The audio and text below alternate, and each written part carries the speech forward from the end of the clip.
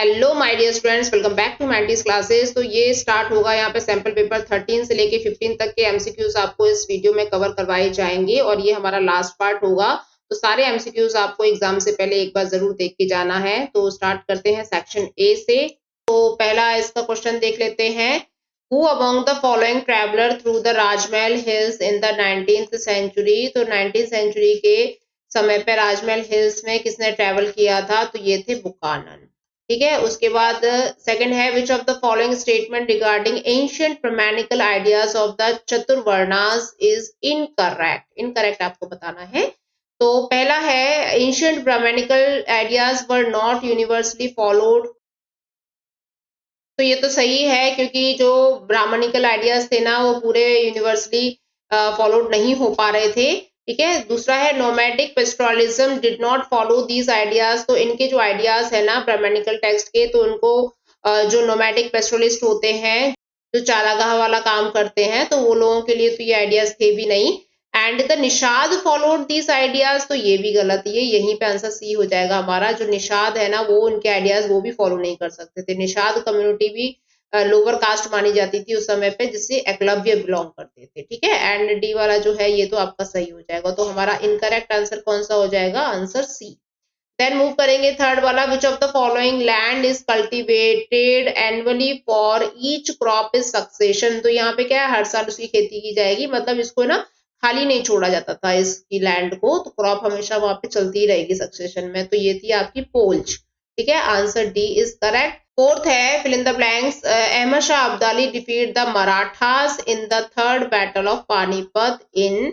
तो ये पानीपत का तीसरा जो युद्ध हुआ था ये कब हुआ था? ये हुआ था 1761 में। तो ठीक है, ये किसके बीच में हुआ था? अहमद शाह अब्दाली एंड मराठास के बीच में हुआ था। तो यहाँ पे मराठास बहुत बुरी तरीके से हारे थे, अब्दाली जीत गया था। ठीक है ना। तो यहाँ पे 3 युद्ध हुए हैं पानीपत में। पहला युद्ध जो है ये बाबर और इब्राहिम लोदी के बीच में हुआ था। दूसरा वाला जो युद्ध है पानीपत का ये अकबर और हेमू के बीच में हुआ था। तीसरा वाला जो युद्ध है ये अहमद शाह अब्दाली एंड मराठास के बीच में हुआ था। ओके।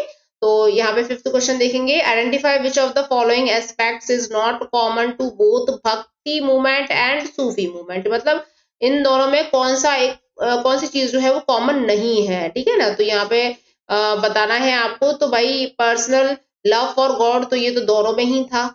वर्शिप ऑफ आइडियल्स ये यहाँ पे कॉमन नहीं है, क्योंकि जो हमारे भक्ति मूवमेंट के जो लोग हैं वो मूर्ति पूजा करते हैं, भगवान जी की पूजा करते हैं, और जो सूफी धर्म के लोग हैं वो इस तरीके की कोई पूजा पाठ नहीं करते हैं। ठीक है। तो इसलिए यहाँ पे सिर्फ फर्क ये था वर्शिप, आइडल की वर्शिप करने का। उसके बाद यहाँ पे 6th क्वेश्चन देखेंगे। Given below the true statement assertion reason का क्वेश्चन है स्टूडेंट। तो असर्शन देख लेंगे। The Harappan consume a wide range of plants and animal products. ये बिल्कुल सही बात है। हरप्पन लोग जो है प्लांट्स एंड एनिमल्स दोनों को ही खाते थे, इंक्लूडिंग फिश। ठीक है। एंड इसका रीजन बोल रहा है animal bones found at Harappan site included those of the cattle, sheep, goat, buffalo and pig. तो ये भी यहाँ पे बिल्कुल सही है। तो ये दोनों ही स्टेटमेंट सही है, बट ये इसकी करेक्ट एक्सप्लेनेशन नहीं बता रहा है, करेक्ट रीजन नहीं है ये इसका। ठीक है ना। तो यहाँ पे स्टेटमेंट दोनों सही है। तो आंसर क्या हो जाएगा हमारा? Both statement A and R are true and R is not the correct explanation of A. 7th question देखेंगे। Consider the following statement regarding Vijayanagar empire and choose the correct option. तो यहाँ पे विजयनगर एम्पायर से related बात कर रहा है।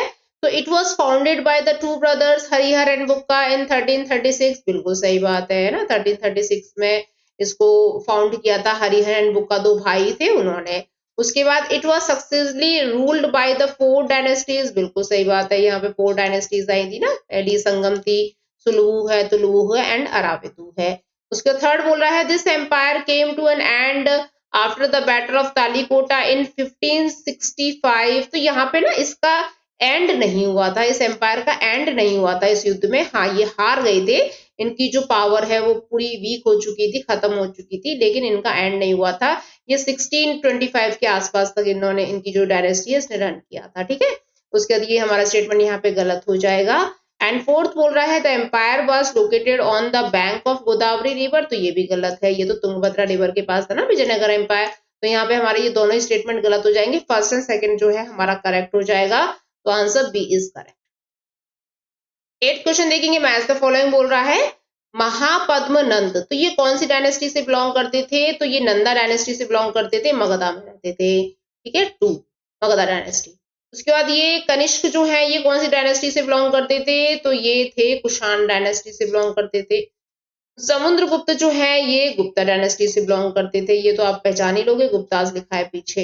And Ashoka जो है ये मौर्यन डायनेस्टी से बिलोंग करते थे। ओके, तो यहाँ पे जो है ये महापद्मनंद जो है ये नंदा डायनेस्टी से बिलोंग करते थे वैसे, लेकिन ये रहते कहाँ थे? मगधा में रहते थे। ओके, यहाँ पे हमारा आंसर हो जाएगा डी। एंड नेक्स्ट मूव करेंगे यहाँ पे।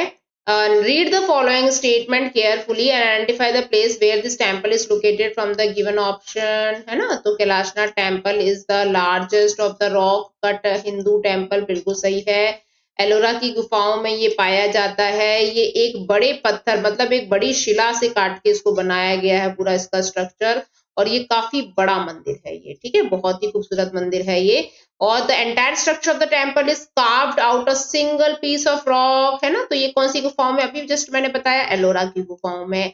अजंता एलोरा की गुफाएं है ना महाराष्ट्र के अंदर, तो एलोरा की गुफाओं में आपको बुद्ध के मंदिर, जैन के मंदिर और हिंदुओं के मंदिर तीनों ही देखने को मिलेंगे। उसके बाद यहाँ पे 10th बोल रहा है choose the correct option from the following statement regarding the Francisco Bernier. तो फ्रांसिस्को बर्नियर जो ट्रैवलर था ना उससे रिलेटेड आपको बताना है कौन सा सही है। He was a doctor, political philosopher and historian who visited Mughal India, पहला ही हमारा सही हो गया।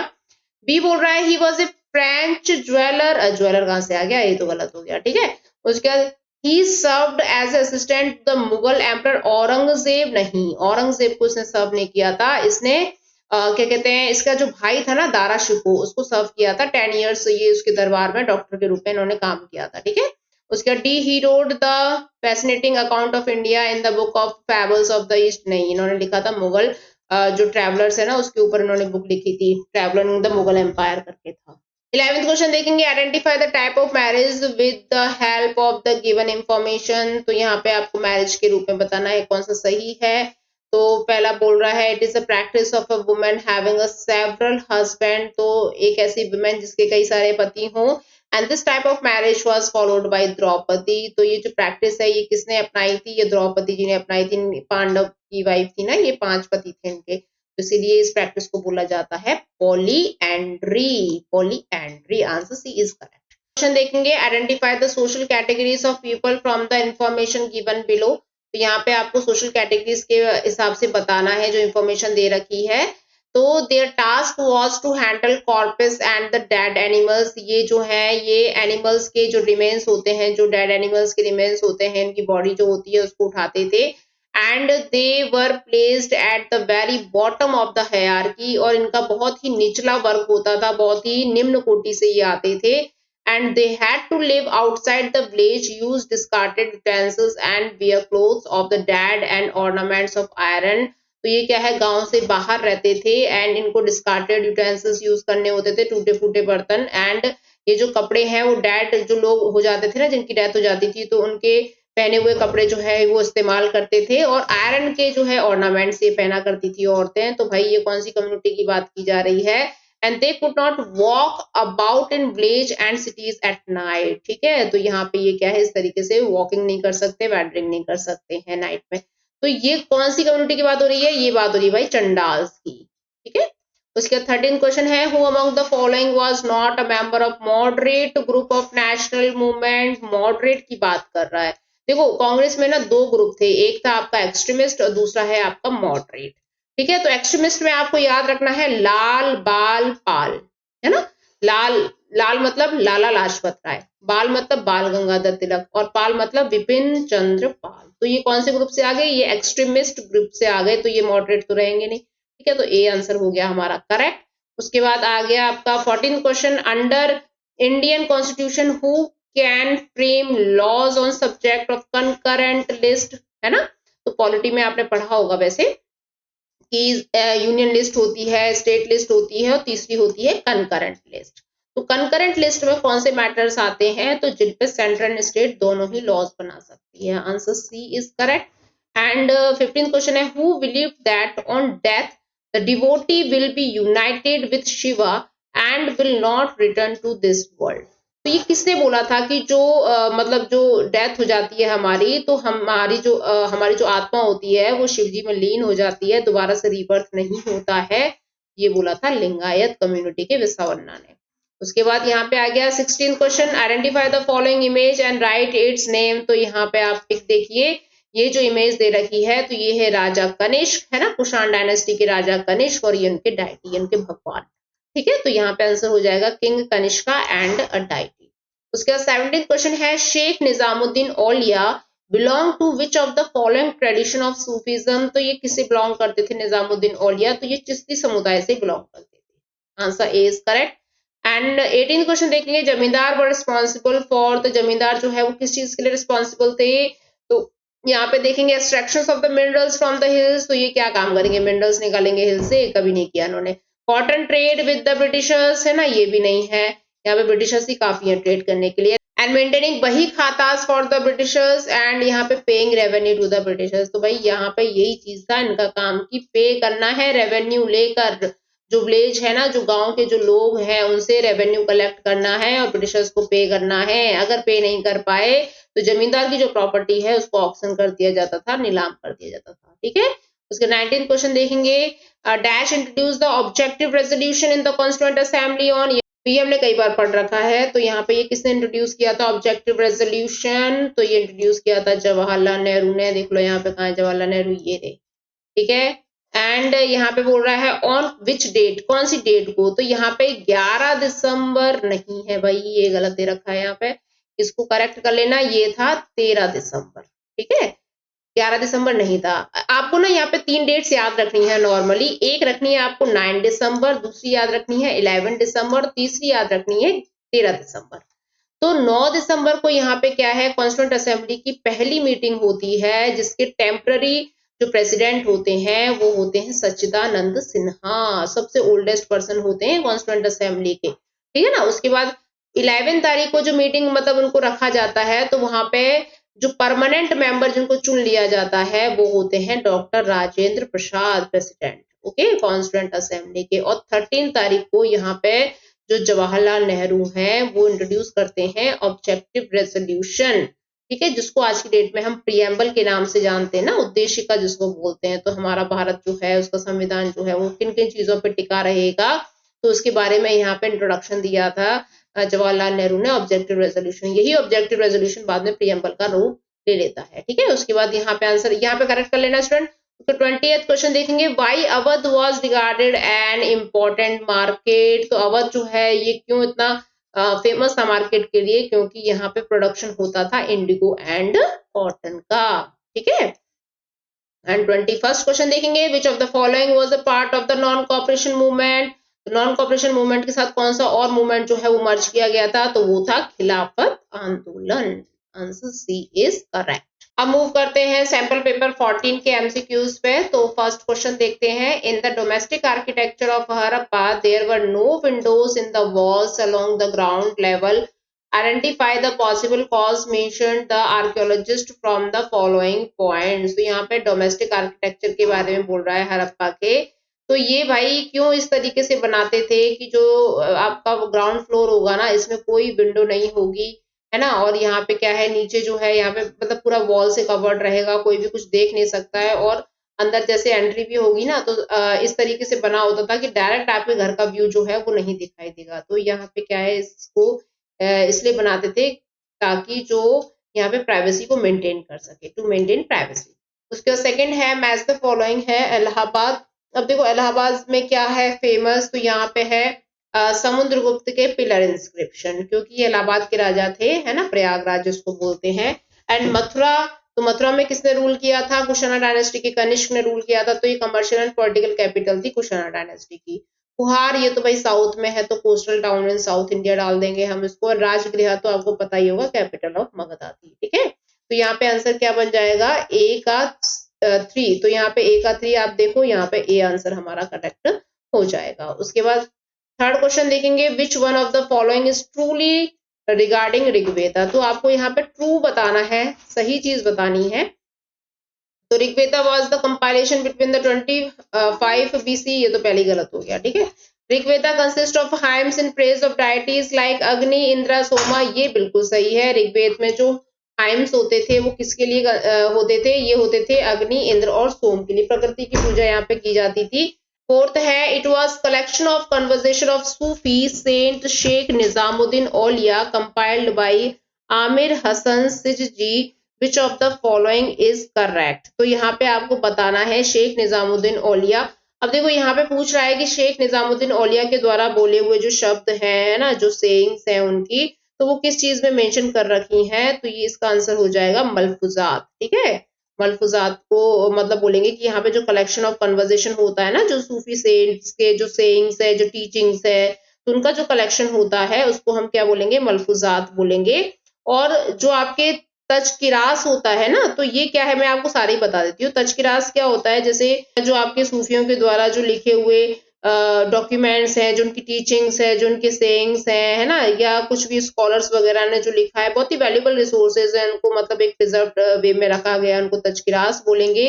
ज़ियारत क्या होता है कि आप कहीं रिलीजियस प्लेस पे जाके आप उनकी पूजा करते हो या उनको याद करते हो ना, उसको ज़ियारत बोल देंगे।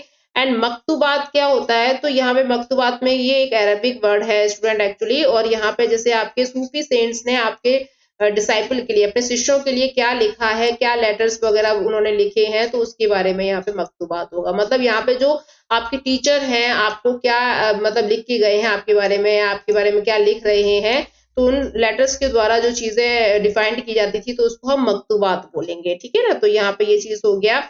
तो ये यहाँ पे आंसर क्या बन जाएगा? हमारा आंसर हो जाएगा फर्स्ट। ठीक है, मलफूजात।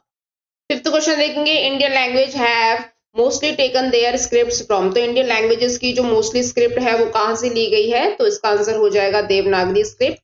सिक्स्थ क्वेश्चन है which scripture give example of polyandry. तो यहाँ पे जो पॉलीएंड्री का क्या एग्जांपल है? तो ये एग्जांपल है महाभारता, जिसके अंदर हमने द्रौपदी जी के बारे में पढ़ा था। ठीक है, तो ये प्रैक्टिस जो है द्रौपदी के ऊपर अप्लाई हुई थी। एंड सेवेंथ है consider the following statement regarding the Lingayat and choose the correct option. तो आपको लिंगायत के बारे में बताना है, कई बार हमने डिस्कस कर लिया इसके बारे में। They challenge the idea of caste. तो हाँ, उन्होंने चैलेंज किया था कास्ट सिस्टम को। And they question the theory of rebirth. तो उन्होंने रीबर्थ की जो थ्योरी है उसको भी क्वेश्चन किया था कि कोई रीबर्थ नहीं होता है। They encourage the practice approved in the Dharmashastras. ऐसा उन्होंने कुछ भी नहीं किया था, ये तो इनके अगेंस्ट थे। And they did not encourage widow remarriages. उन्होंने तो इनकरेज किया था। ठीक है, तो यहाँ पे ये भी गलत हो जाएगा। तो आंसर फर्स्ट एंड सेकंड हमारा करेक्ट हो जाएगा, answer B.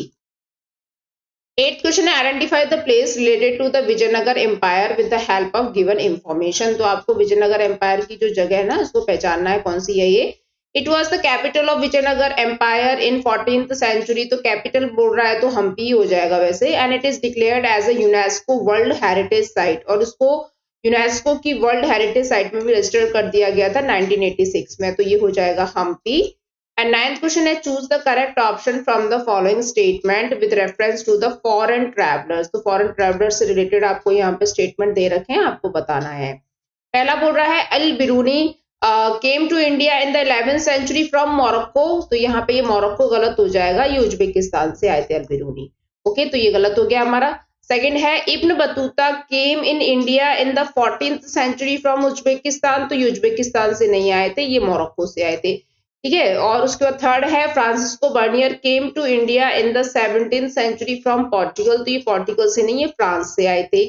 And Abdul Razzaq came to India in the 15th century from the Herat. ये बिल्कुल सही है, ये हिरात से आए थे। हिरात जो है ये अफगानिस्तान में पड़ता है। 10th क्वेश्चन देखेंगे Satavahanas were different from the other kings of ancient India because. तो जो सातवाहनास रूलर्स थे ना वो बाकी के रूलर्स से क्यों इतने डिफरेंट थे वो आपको बताना है। तो दे प्रैक्टिस्ड एंडोगेमी, दे वर ब्राह्मण किंग्स एंड दे फॉलोड मैट्रिलिनी। वो किसके लिए फेमस थे? वो मैट्रिलिनी को फॉलो करते थे, यानी अपने नाम से पहले अपनी मदर का नाम जो है उसको लगाते थे, तो इसके लिए बहुत फेमस थे। ऐसे कोई भी रूलर्स और नहीं करते थे। ठीक है, तो आंसर हो जाएगा यहाँ पे सी। 11th क्वेश्चन देखेंगे read the following statement carefully and identify the name of the writings from the given option. तो यहाँ पे आपको इसको पढ़ना है और बताना है इसके बारे में। It is a biography of a saint or a religious leader. ठीक है, बायोग्राफी के बारे में बोले कि इनकी जो बायोग्राफी लिखी जाती है, कौन कौन होते हैं इनकी लिखी जाती है, वो सेंट होते हैं या कोई रिलीजियस लीडर होते हैं। and these writings tell us about the beliefs of the followers of that particular tradition। और जिससे क्या है, उनके जो बिलीव्स हैं, उनके जो ट्रेडिशन है उसके बारे में पता लगता है, तो इसको बोलते हैं hagiography. Answer C is correct. Then move करेंगे 12th क्वेश्चन पे, which of the following is correct regarding Mahanavami Dibba. ठीक है, इसके बारे में आपको करेक्ट बताना है। तो Mahanavami Dibba was a part of kings palace complex, Mahanavami Dibba was a part of sacred centre, Mahanavami Dibba was a counselling hall, discussion hall, ये हमने पहले भी कर रखा है, इसका आंसर हो जाएगा ए। ठीक है, एंड 13 क्वेश्चन है, who among the following issued first coins to bear the name and images of rulers. तो कौन से रूलर्स थे जिन्होंने अपने जो सिक्के होते हैं ना उनके ऊपर अपनी इमेज लगवाई थी, तो ये है इंडो ग्रीक रूलर्स। ठीक है, कुछ इस तरीके की इमेज थी इनकी, देखते हैं। यहाँ देखिए, ये जो है यहाँ पे ये रूलर्स हैं, तो इन्होंने अपने जो कॉइन्स है ना उसमें मतलब अपने राजाओं की जो इमेजेस हैं उनको छपवाया था। एंड 14th है, why was charkha chosen as a national symbol. तो चरखा जो है इसको नेशनल सिंबल क्यों बोला जाता है, तो सिंबल ऑफ एंगर, तो भाई एंगर का तो कैसे भी नहीं हो सकता, फर्स्ट वाला ही गलत हो गया। Symbol of nationalism and self confidence, symbol of self reliance and patriotism, symbol of self reliance and self confidence. Answer D is correct. Gandhi ji चाहते थे कि हर एक व्यक्ति जो है वो सेल्फ रियलाय रहे एंड सेल्फ कॉन्फिडेंट रहे। ठीक है, वो मशीनरीज का बहिष्कार करते थे, और वो उनका मानना ये था कि मशीनरीज आने से जो पुअर पर्सन है वो जॉबलेस हो जाता है, इसीलिए हमें खुद का काम करना चाहिए, खुद पे रिलाई करना चाहिए। तो यहाँ पे answer D is correct.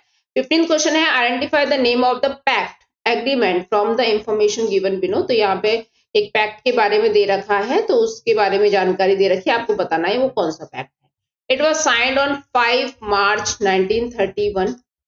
Gandhiji will call off the civil disobedience movement and all prisoners will be released, and Indian National Congress should take part in the second round table conference। तो ये है आपका Gandhi Irwin pact. ठीक है ना, तो Gandhi Irwin pact का मतलब क्या है, उस समय पे वाइसराय थे इरविन और गांधी जी, इन दोनों के बीच में कुछ एग्रीमेंट्स हुए थे, है ना, पैक्ट साइन हुआ था। तो यहाँ पे कुछ डिमांड्स थी गांधी जी की जो इनको माननी थी। तो जैसे इन्होंने बोला था कि भाई हमारे जितने भी प्रिजनर्स हैं ना उनको रिलीज कर दो, तो वो किसके ऊपर है, वो भगत सिंह, राजगुरु एंड सुखदेव जो फांसी लगने वाली थी ना, तो उनकी फांसी की माफी के लिए यहाँ पे रिलीज करने की बात की गई थी, लेकिन इन्होंने ऐसा कुछ नहीं किया, और फिर 23 मार्च को उनको फांसी पे लगा दिया जाता है। ठीक है ना, तो यहाँ पे ये सारी चीजें हैं। एंड इसके बाद मतलब सेकंड राउंड टेबल कॉन्फ्रेंस से पहले हुआ था ये पैक्ट। 16th क्वेश्चन देखेंगे, identify the following image and right it's name. तो यहाँ पे आपको ये इमेज देखनी है और इसका नाम बताना है। ये कुछ इस तरीके की इमेज है स्टूडेंट। ठीक है, तो यहाँ पे आपको बताना है वो कितना ब्यूटीफुल है। तो ये इसी से लग रहा है कि भाई ये गोपुरम जैसा स्ट्रक्चर है और ये साउथ में बना हुआ होता था, है ना। तो यहाँ पे गोपुरम का जो मॉडल है ये कौन लेकर आए थे, विजयनगर एम्पायर के जो किंग्स थे ना वो लेकर आए थे। तो यहाँ पे gopuram built by the Nayakas of the Madurai. ठीक है, ये तमिलनाडु में स्थित है। एंड 17th क्वेश्चन देखेंगे, given below are two statements, one labeled as assertion and other labeled as reason। तो आपको ये assertion reason का क्वेश्चन बताना है। तो assertion बोल रहा है ryotwari settlement was a new revenue system introduced in Bombay Deccan. तो ये सही है, रयतवाड़ी सेटलमेंट हो गया, महलवाड़ी सेटलमेंट हो गया, परमानेंट सेटलमेंट हो गया। तो ऐसे कुछ सेटलमेंट जो है ब्रिटिशर्स ने लगाए थे, और ये रयतवाड़ी जो सेटलमेंट है ना ये मद्रास और बॉम्बे के रीजन में लगाया था, पूर्व में भी लगाया था, आसाम में भी लगाया था। ठीक है ना। एंड सेकंड बोल रहा है इसका रीजन क्या है, the revenue were fixed for every Rayat. ये भी सही बात है, ये इसको फिक्स कर दिया गया था। ठीक है, तो हमारा जो आंसर हो जाएगा both A and R are true and R is the correct explanation of A. और 18 क्वेश्चन देखेंगे, Banaras Hindu University was opened in. तो ये आंसर हो जाएगा 1916, बीएचयू जिसको बोलते हैं। तो यहाँ पे गांधी जी ने अपना पहला पब्लिक अपीयरेंस दिया था और यहाँ स्पीच दिया था। ठीक है, उसके बाद 19th क्वेश्चन देखेंगे, the reason for which Simon Commission visited India. तो क्या रीजन था साइमन कमीशन भारत आया था, तो enquiring the condition in the colony. तो ये बिल्कुल सही है, वो देखने आया था कि भाई जो लॉज लगाए गए हैं, जो रिफॉर्म्स वगैरह करवाए गए थे 1919 के उसमें, तो वो सही से काम कर रहे हैं कि नहीं कर रहे हैं। एंड यहाँ पे तो सब गलती हो जाएंगे, ये माइनॉरिटीज, दलित, इन सबसे रिलेटेड इसका कुछ भी नहीं था। एंड 20th क्वेश्चन देखेंगे, whose constitutional status remained ambiguous at the time of independence. तो इंडिपेंडेंस के समय पे जो सबसे ज्यादा टेंशन हुई थी एक्चुअली उस समय पे, है ना, तो वो थी प्रिंसली स्टेट्स वालों को, क्योंकि इनकी भाई जो प्रॉपर्टी है, जो राजे रजवाड़े ये हुआ करते थे, है ना, तो इनका भी पार्टीशन हो रहा था। तो यहाँ पे ये हो जाएगा हमारा आंसर सी। एंड 21 देखेंगे तो constitution of India was framed between December dash and November dash, very important question. तो ये जो है हमारा कॉन्स्टिट्यूशन कितने समय में फ्रेम हुआ है, तो 2 साल 11 महीने 18 दिन, ऐसे याद रखना, ठीक है। और इसकी फर्स्ट मीटिंग हुई थी 9 दिसंबर 1946 से लेकर, और हमारा कॉन्स्टिट्यूशन बना कब तक, 26 नवंबर 1949, ठीक है ना। तो ये हो गया हमारा यहाँ पे आंसर सी, 46 से लेके 49 तक इसका टेन्योर रहा है। अब देखेंगे सैंपल पेपर 15 के एमसीक्यूज। तो यहाँ पे फर्स्ट क्वेश्चन है, in which of the following state the Rajmahal hills habitat of the Pahariya tribes is situated. तो राजमहल हिल्स जो है ये कहाँ पे है, जहाँ पे पहाड़ी ट्राइब्स रहती थी, तो ये है वेस्ट बंगाल में, answer C is correct. Second है, archaeologist have found 5 Chinese dash in some areas of the Vijayanagar empire. तो ये है पोर्सलिन, यहाँ पे चीनी मिट्टी के बर्तन जो होते हैं ना, तो इनको बोला जाता है, ये ज्यादातर चाइना से ही ओरिजिनेट हुए हैं, ठीक है। तो ये चीजें जो है यहाँ पे मिली थी विजयनगर एम्पायर के टाइम पर। उसका नेक्स्ट क्वेश्चन है, यहाँ पे आंसर हो जाएगा पोर्सलिन। एंड थर्ड है, who among the following was the leader of Santhal rebel. तो संथाल रिबेल को किसने लीड किया था, कौन से थे वो लीडर्स, तो उनका नाम था सिद्धू मांझी। वैसे सिद्धू एंड कानू दोनों ही थे, लेकिन यहाँ पे सिद्धू मांझी दे रखी है, तो आप इस इमेज को देख लो, एनसीईआरटी में दे रखी है स्टूडेंट, तो ये वाली इमेज है सिद्धू मांझी की, है ना। उसके बाद नेक्स्ट है क्वेश्चन फोर्थ वाला, कॉमन डिसेंडेंट ऑफ वैदिक सीर, सीर मतलब ऋषि होते हैं, and is known as the Gotra, and Vamsha is related to which of the following in the same pattern।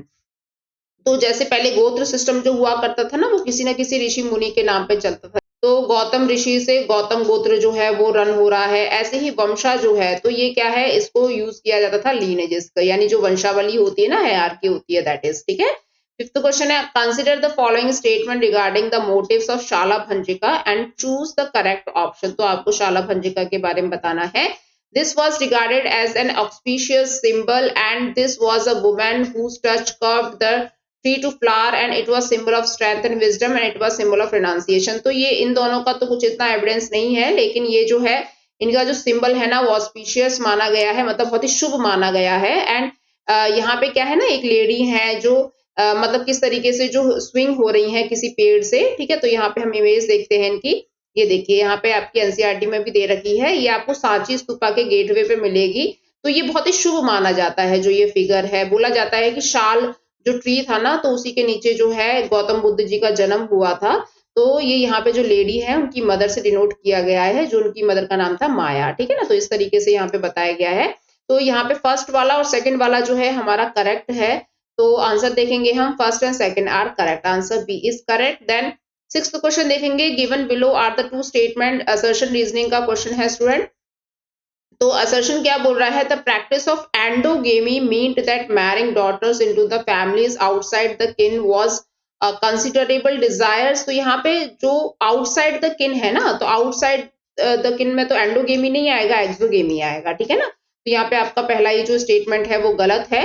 And daughters had no claims to resources of the household, ये सही है। Daughters को, the daughters जो है वो claim नहीं कर सकती थी कोई भी रिसोर्सेज में फैमिली के अंदर, ठीक है ना, लैंड ना प्रॉपर्टी के लिए। तो यहाँ पे क्या है हमारा जो असर्शन है, यानी A is false and R is true, answer D is correct.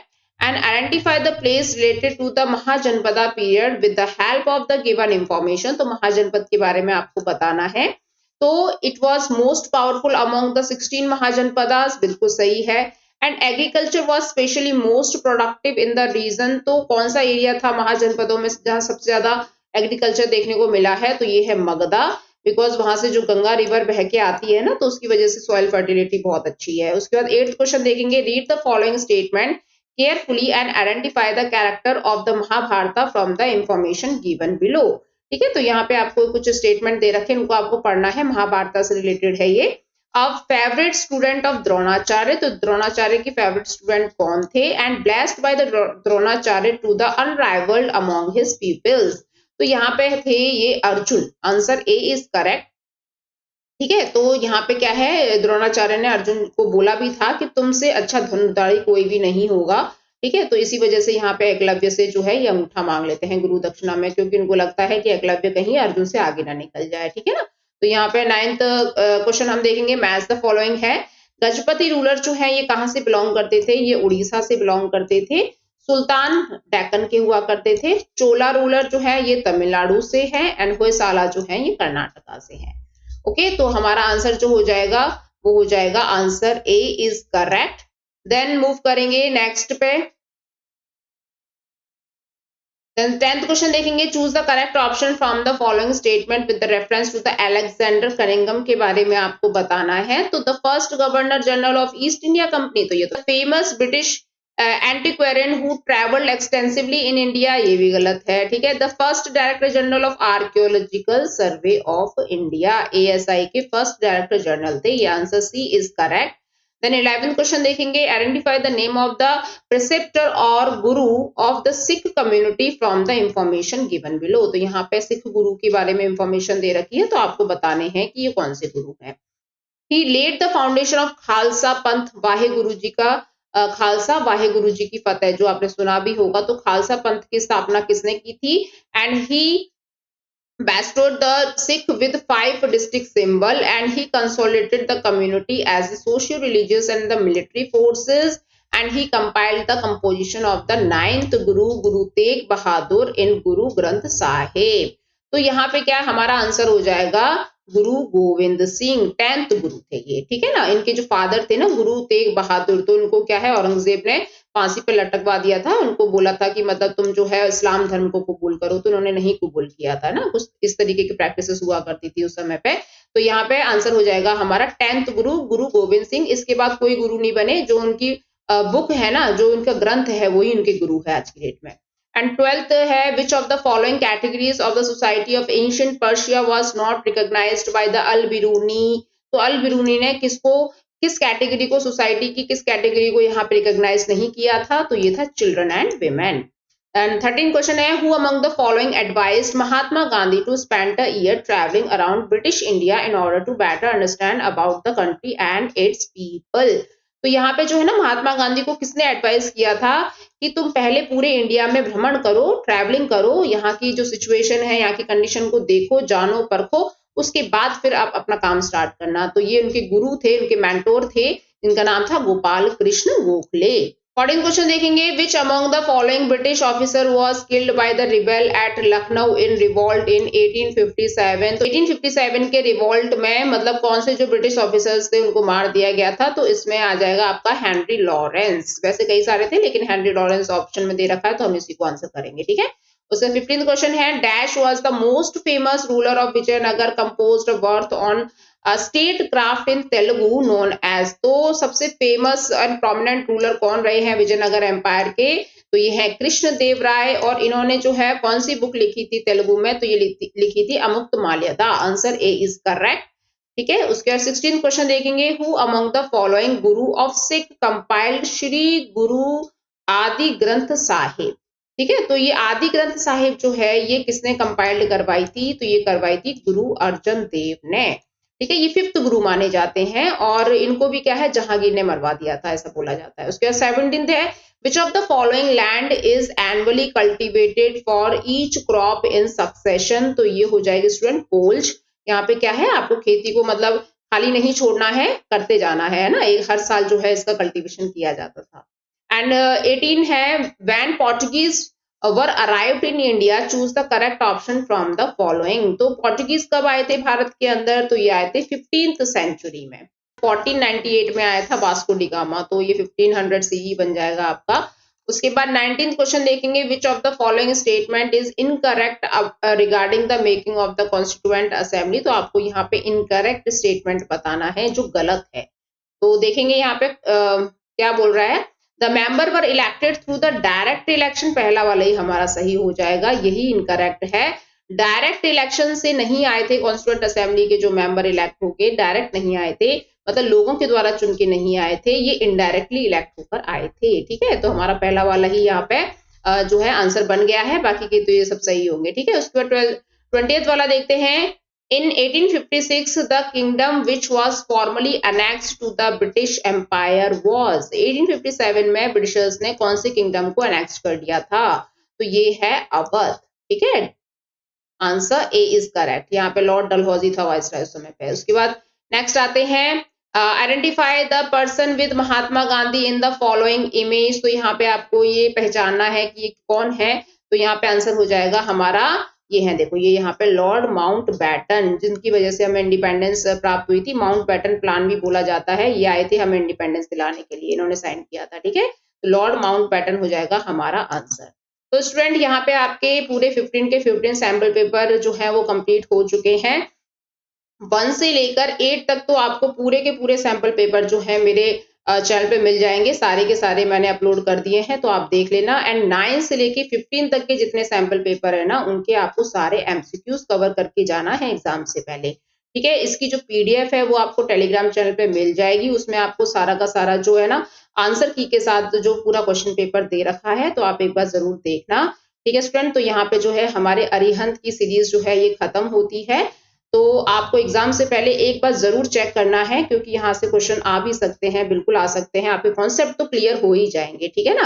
तो अगर आपको वीडियो पसंद आए तो चैनल को लाइक कर देना, शेयर कर देना, सब्सक्राइब कर देना। जो बच्चे नए हैं सब्सक्राइब कर देना चैनल को। ऐसे ही आपको नई वीडियोस जो है देखने को मिलेंगी। और स्टूडेंट, अगर आप लाइक करते हो तो मुझे भी एक मोटिवेशन मिलता है, मेरा भी मन करता है वीडियो बनाने का। तो मिलेंगे नेक्स्ट वीडियो में, तब तक के लिए थैंक यू।